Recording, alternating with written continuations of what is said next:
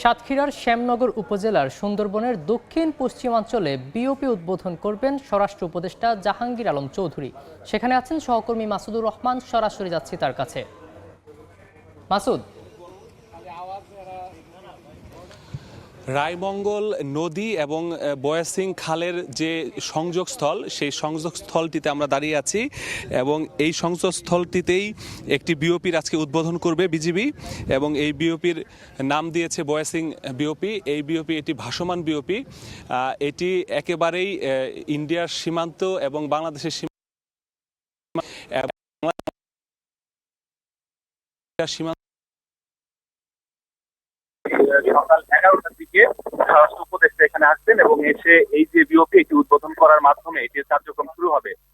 বিজিবির পক্ষ থেকে জানানো হয়েছে যে এটি তাদের তৃতীয় বিওপি, ভাসমান বিওপি। উপদেষ্টা এখানে আসবেন এবং এসে 80 কিলোমিটার সমুদ্র জলসীমা রয়েছে, সেই জলসীমা যে অপরাধ প্রবণতা সেটি আরো অনেক অংশে কমানো যে সম্ভব হবে এই বিওপির মাধ্যমে।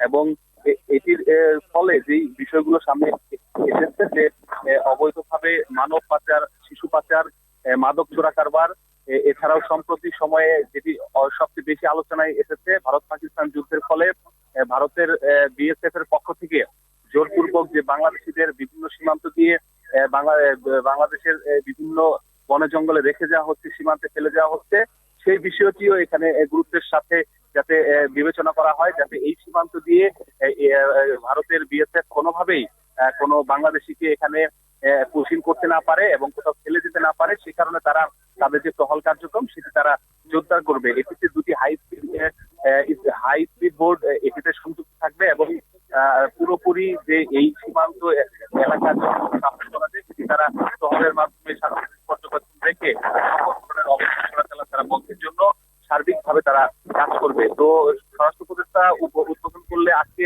পুশিং নিয়ে আরো বেশি গুরুত্বপূর্ণ তথ্য হয়তো আমাদেরকে দিবেন, যার মাধ্যমে। সরাসরি যুক্ত ছিলাম সাতক্ষীরা থেকে।